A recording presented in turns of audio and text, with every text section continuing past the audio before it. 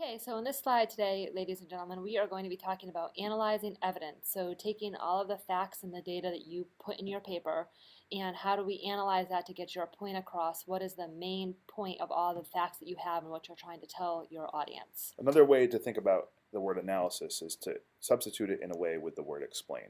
So analysis is you explaining the evidence. And it's the most important part of the writing. So anyone can go find a bunch of facts and put them in a paper. But how those facts are explained and how they're thought about and how they're sort of woven into the paper itself is the art of writing. And analysis is how you would do that. Right. You're trying to explain your thesis through the facts that you provide. Okay. So we can look at this and we can say a glass of water is half full or half empty. But you make the argument for whether you think it's half full or half empty based on how you explain the evidence that you have in your paper to prove that that glass is half full or half empty. A lot of times though in informational writing, it's not argumentative writing. You're just trying to show your point of view, why you think the facts that you have bring you to the conclusion that you are making in your paper, the main thesis of your paper. Yeah, so you could look at a glass of water. One person could analyze it to be half full. One person could analyze it to be half empty. One person could analyze it to be polluted water. Maybe Yes. that's a half full glass of polluted water. So the fact is not important. It's how it's explained, and your job as the author is to sort of explain it, however way you're going to do that. The earth is half full of water, half empty of water based on global warming. Who knows, whatever your argument is. So every time you provide evidence, you should provide put analysis yeah. of that evidence. So just make it a habit throughout all of your body paragraphs. Whenever you provide a fact, whether it's a quote or paraphrasing or numbers or figures, statistics, you always then, what is your take on that? Why did you put that piece of information in your paper, and what is your take on it? And what does it mean? So here's an example of a fact. The population of the United States will exceed 375 million by the year 250. You can have a lot of different takes on that. Maybe one take, you're putting that information in your paper because you want to say that America is a great place to live because everyone wants to live here. Or maybe your take, the reason you're putting that data in your paper is, as you can see, America's growing population is a concern. Or maybe you are talking about natural resources in the environment and showing that the population of the United States will be 375 million by 250 shows that America's growing population will tax the nation's resources and is an area that we should be concerned with. So it's very interesting. One fact, 3 different analysis statements that you could provide, and there's tons more. Right. So the analysis is your thinking and explanation of the fact and how that fact relates to your topic. Right. This is the most important part of the writing process. Because that ties back to what your overall paper is about. So every fact you provide analysis. Here's some ways you can do it.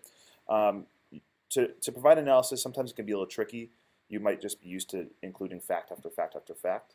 So after you provide a fact or a piece of evidence, include one of these sentence starters, and this will lead you to providing good evidence. So there's 375 million people living in the United States by 2050.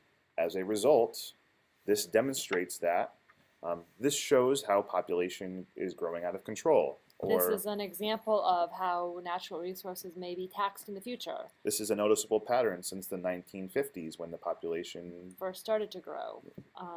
From this, we can predict in comparison. The population of Russia is only growing to this amount. So there's lots of different ways you could use that fact to make your point. And these are only some sentence starters, but there are lots of sentence starters out there. But this might be a launch pad for you to begin to think about, okay, I have these facts, I'm putting them on paper. Whenever you're in a question, what does analysis mean? You can use these sentence starters or a variety of many other sentence starters too. What might good analysis look like? I've given 2 examples here. In red is the fact, and in blue is my analysis. So my first fact, and I actually pulled this from an article. Aid from other countries account for half of Haiti's economic and services to the people.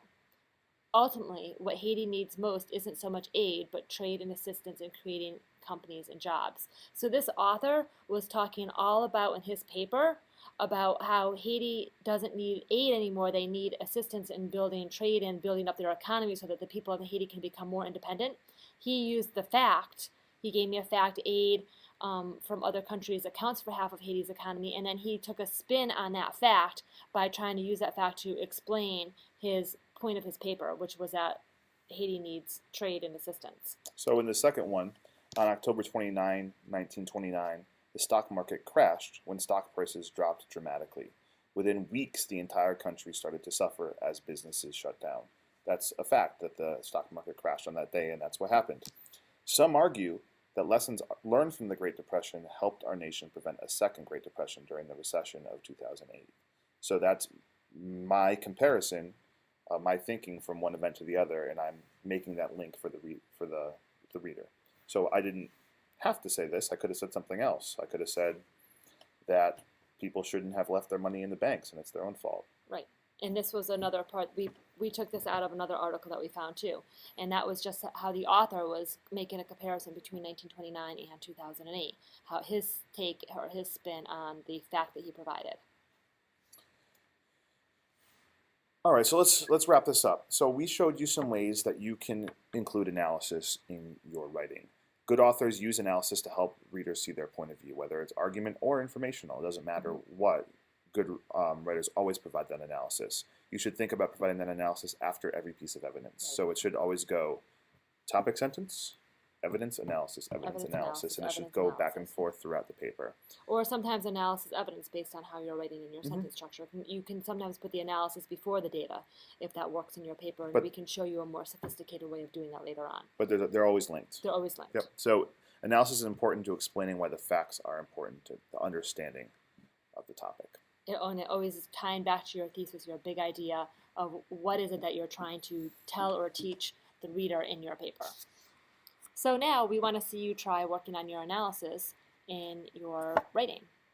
See you later.